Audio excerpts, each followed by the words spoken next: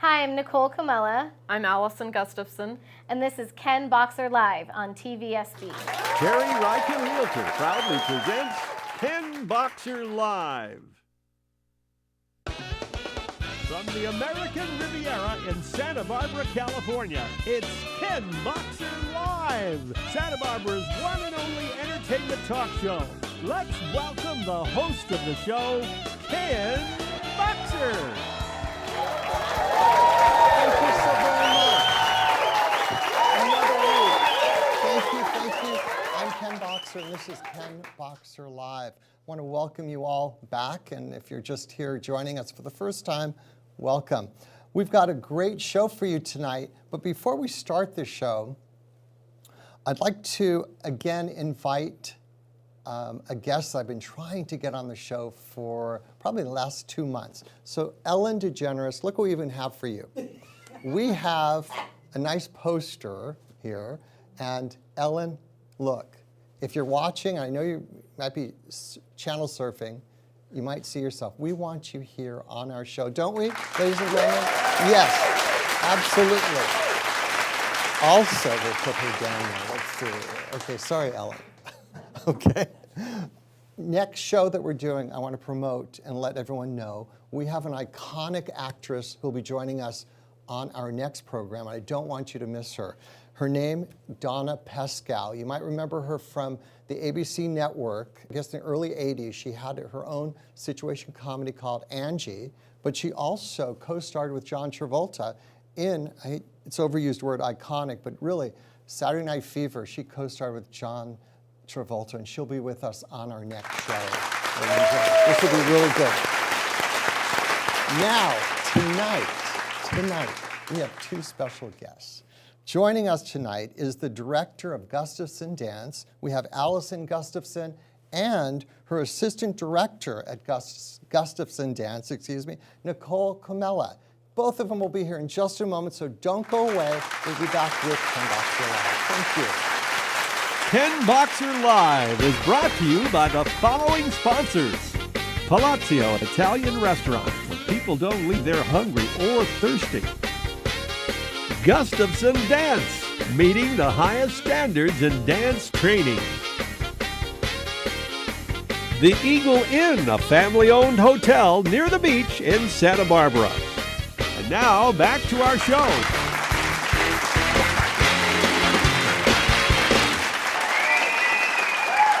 Very much. Thank you. Well, welcome back. Joining us this evening, I got to tell you, joining us is from the Gustafson Dance Company, which is the home to the wonderful State Street Ballet. We have the director, Allison Gustafson, and the assistant director, Nicole Comella. Trust me, these ladies are very busy, and so we're just so delighted and very lucky to have them both with us tonight. So let's now welcome our two special guests, Allison Gustafson and Nicole Comella. Everybody, thank you. Welcome, both of you. You're so both very, very busy. But I wanted to ask you, Allison, how are you feeling? Everybody in town wants to know, and if they're just watching and seeing you for the first time. Feeling great. Thank you, Ken. Thanks for having us on the show. Oh, you're very welcome. Very welcome. And your background in dance, let's start there. How did it all start for you? And then, Nicole, you can tell us as well. I started dancing when I was a little girl, 5 years old, like your daughter, in ballet classes in Texas. I grew up in Texas. Okay. And Nicole? I took my first class at the Chepachet, Rhode Island Fire Station at a community class when I was 3.5, and then continued training. Ended up getting most of my ballet training at California Ballet in San Diego and New West Ballet in San Diego. And then college, majored in dance. And okay, but how did you both get to the Santa Barbara area? Two different ways? Two different ways. How did you get here? After I graduated from high school, I wanted to move to New York and become a ballerina, but my parents said that if I did that, I was on my own, but if I wanted to go to college, they would support me through college. And so I chose that route, going to college, and and I continued dancing, but I ended up going to the University of Arizona to study sociology, where I got a master's degree in sociology, and I met Rodney Gustafson there in Tucson, Arizona, and we started a ballet studio and company in Tucson, Arizona, and got married. And it was 118 degrees in Tucson the day that we came out here on vacation and decided to move out here. And 2 weeks later, we moved out here. We had closed our studio in Tucson, and we had found that spot where the REI is now. And we had started a studio on State Street. But you came to Santa Barbara, well known around the world, but you would think that you'd go to Hollywood or New York or Chicago. But why Santa Barbara? Well, Rodney knew Santa Barbara because he had danced with the previous ballet company here, Santa Barbara Ballet, that was directed by Tamara Kinsell. Okay. But And Allison, so he wanted to come back here. well, And it was Nicole, an easy sell for me. I want to ask Nicole, coming to Santa Barbara, it's a beautiful town. But Nicole, was coming to Santa Barbara the school that brought you here, or is it the city? No, one of my ballet teachers had moved from San Diego to Ventura and opened up or took over a small ballet school. And so around Christmas time, she didn't have enough to do a full Nutcracker, so she did a one-act Nutcracker, and I came in guest artist in her show, and she invited other local studios to perform in the second half. So Rodney and Allison had just started their school, but they came and performed in the second half, and so we met during that performance, and they spoke to me about starting State Street Ballet, and was I interested, and I was. And you've been with the company how long? 24 years. Wow. Congratulations. You mentioned State Street Ballet, and there's a Gustafson Ballet. It's kind of a confusion of sorts. It's one of the same, or is it two entities? Well, Gustafson Dance is the ballet school that trains dancers, and State Street Ballet is the professional company that hires professional dancers, and they are a touring company, so they tour to different places around the country and perform. Being, again, we're talking about Santa Barbara, Hollywood being so close, is it a plus having Hollywood 100 miles away, or is it a hindrance for you? Is it good for the dancers that Hollywood is just so close, or is it something that's not even something you think about? I haven't thought about it that much, but I imagine it would be Is it helpful? a helpful thing, that it helps bring people who are interested in the arts want to come to California because there's so much opportunity here. Well, is there opportunity from people who dance at your studio to go to stepping into Chicago area and New York? And is it an easy step, or is it very difficult? I think we've had students and dancers move on into all different sorts of professional companies and college programs, but I think being somewhat near to a large city is a plus, because one of the reasons is we can drive to Los Angeles and see really great companies perform. Santa Barbara gets a lot of good dance in Santa Barbara, but there's some companies that only make it to Los Angeles or Orange County, so we can see really good performance. Well, Nicole, you've been here in the business here in Santa Barbara for 24 years. Has the students changed in in their skills, or is it or you have your students in the audience here tonight, they're watching, but is it today different than it was 24 years ago, the type of dancer that comes into your studio? I don't know if the type of dancer, but the world is really different for students these days, and they're really, as we all know, they're just, it's the focus in their life is just different, and so that things move really, really quickly because of technology and social media and all of the things that are in their life because of the advancement of technology. So I think that's been different. But is that a plus or a minus? I think Having it's been media? difficult, to be honest. To compete with it, or difficult in what way? I think that there's not as many things where children and students have to stop and be still and really focused for a long period of time and have long-term gratification, because dance, you train for many, many years to get to an expert level, and it's not something that happens quickly. So it's just something that's adverse to a lot of other things that are going on in their lives. Well, would a student at Gustafson Dance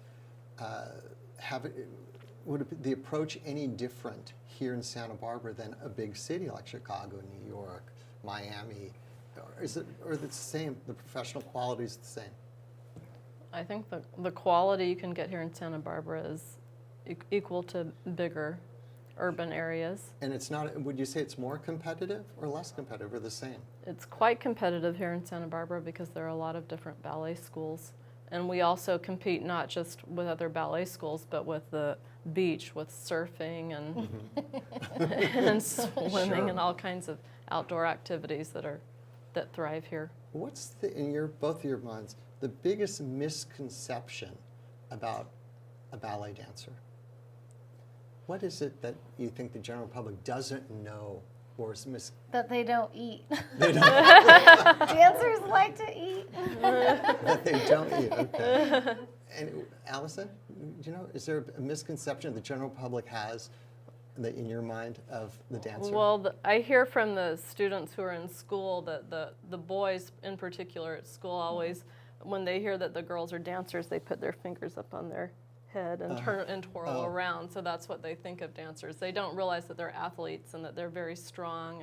And Well, can you really study and become an outstanding dancer, let's say ballet, a ballerina, for instance, or is it really innate that if you don't have it, the talent, even though you could study as much as you can you still be a good dancer, an excellent dancer, a principal dancer, and not have it innately? it can go the other way too. You can have everything that you need to be a professional ballet dancer innately, talent-wise, but if you don't work hard and you don't have the passion, you'll never be a good dancer. Well, talk about working hard. What does it take to be, let's say, a principal dancer? What does it take? I mean, you're not just going to go into the studio at 24 years of age and you're going to become a principal. What does it take? Can you walk us down that path? It's a lot of training, but what's interesting, I think, now is that there's not very many companies that are only doing classical ballet, and classical ballet does have it does limit some people to how far they can go or if they can become a principal dancer. But we really believe in our school that dance can benefit anyone, and that your drive and your passion and your dedication can take you, pretty much as far as you want. But there are some people who they are better suited toward contemporary dance or other forms of dance that are also really, really difficult, but may have less guidelines as far as who can move forward. A lot of companies are not on the corps de ballet soloist principal level anymore. It's a lot of regional companies with everybody is working together. That's not all the companies, but there's more opportunities like that for dancers these days. Well, let's go and see. We can watch a clip that you brought. Can you describe can you lead us into what we're about to see? I think that it's a clip of our 2016 production of the Nutcracker at the Granada Theater, which is our collaborative performance between Gustafson Dance, the school, and State Street Ballet, the professional company. Okay. And so it's from 2016. It's not the more recent one because we were affected by the catastrophic fires. Sure. So it's a mix, though, of both professional and non-professional company and then the school. Okay, yeah. let's So I watch. think you're going to see a clip of the party scene, Okay. which is the beginning of the Nutcracker, where Clara is with her friends at the party, and Well, let's watch. the young woman playing Clara is Carlise Loza in this Okay. clip. Let's watch.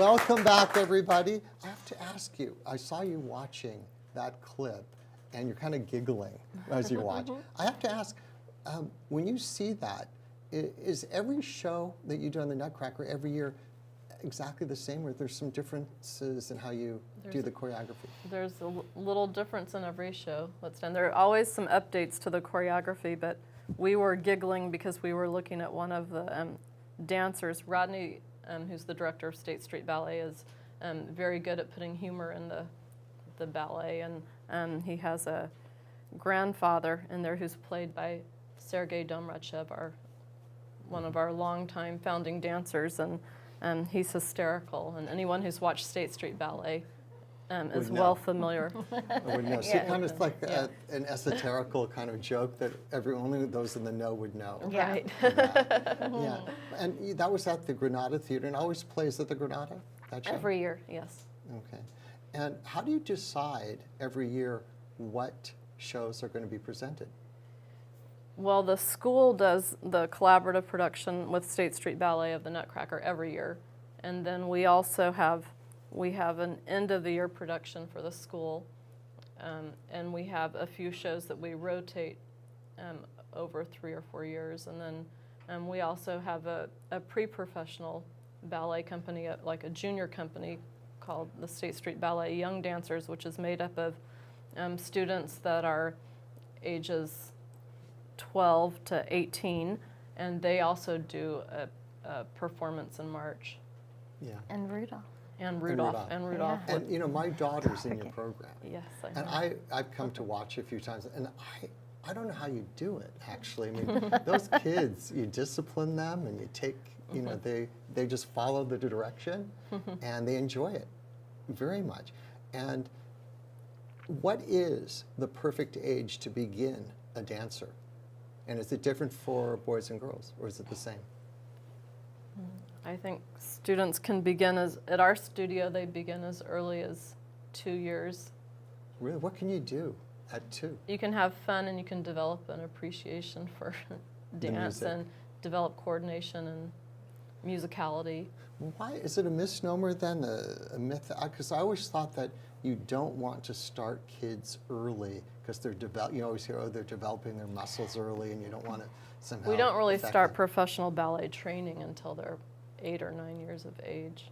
There's a whole curriculum that we follow. There's a pre-ballet curriculum, a primary level curriculum, and then the classical ballet training. So it's all based on classical ballet, but you're not forcing things, you know, advanced steps on young children. It's all very age appropriate. And Is that a national board that recognizes what needs to be taught in these schools Yeah, that you follow? we're certified in the American Ballet Theater curriculum, which is, it's at the American Ballet Theater with professionals across the country, including doctors and physical therapists, developed a whole training curriculum that would, be considered safe and appropriate at various levels Well, of some development. of your students actually do the choreography of your shows, right? And you brought with you a clip that was done by one of your students. yes.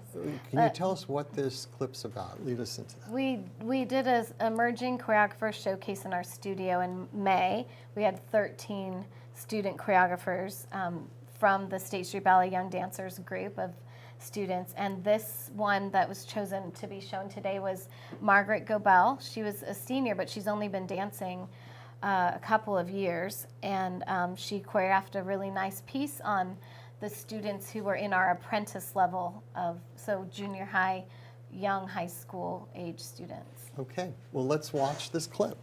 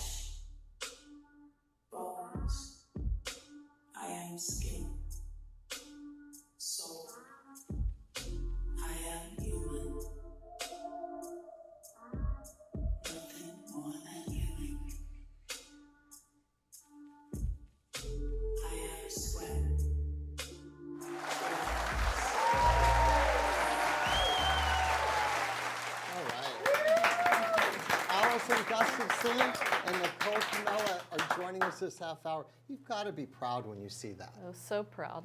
How long would it take to practice that, to get that to that performance level?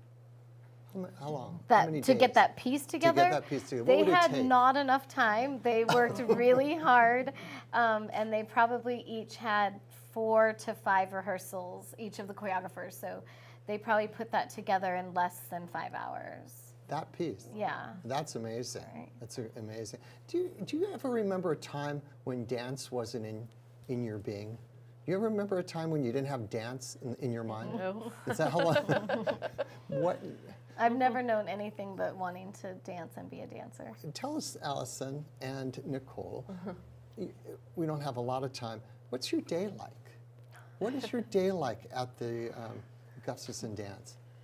Well, we spend a lot of the during the school year, we spend a lot of the morning and early afternoon doing office work, preparing for the upcoming productions, and then in the afternoons after school, the children start coming for our after-school program, and we also have children's classes in the mornings.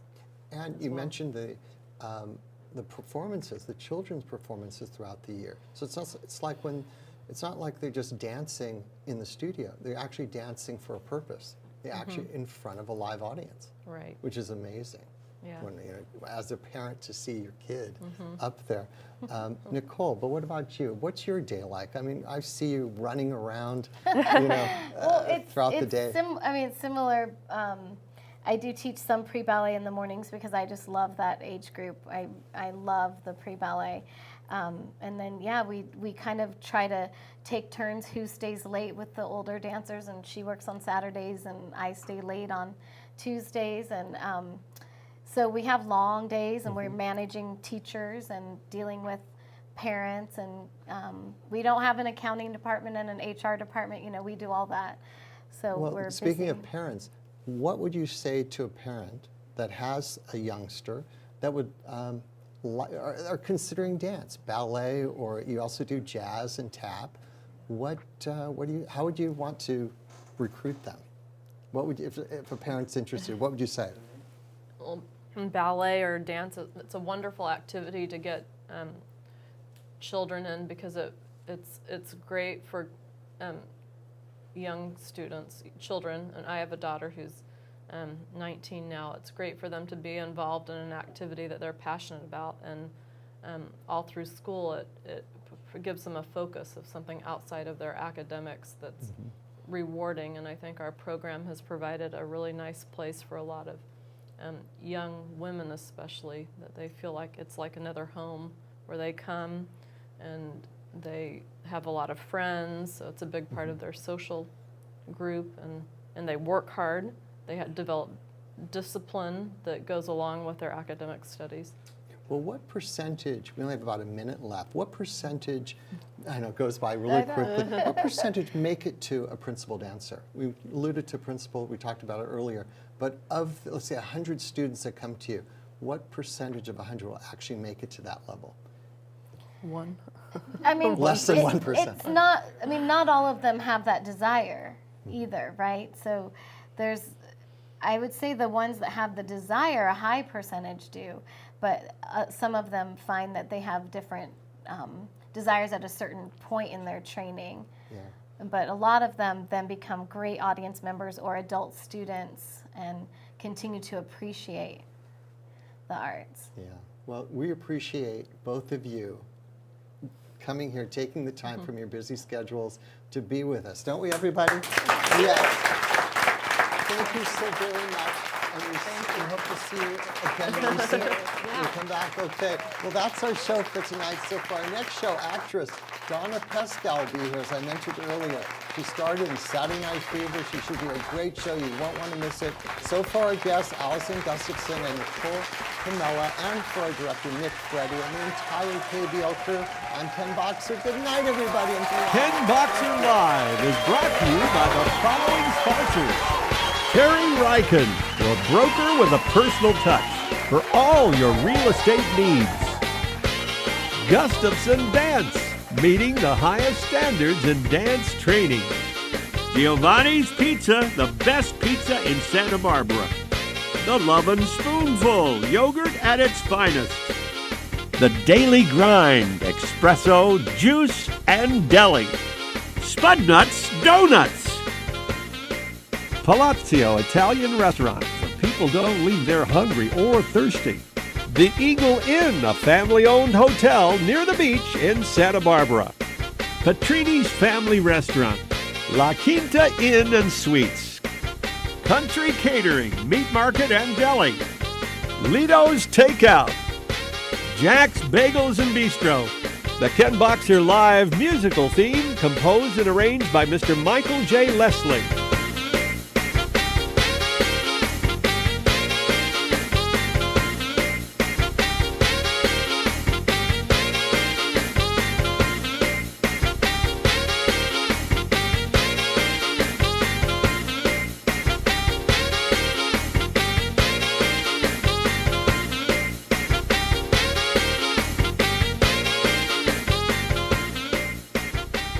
From all of us at Ken Boxer Live, I'm Baron Ron Heron. Good night, everyone.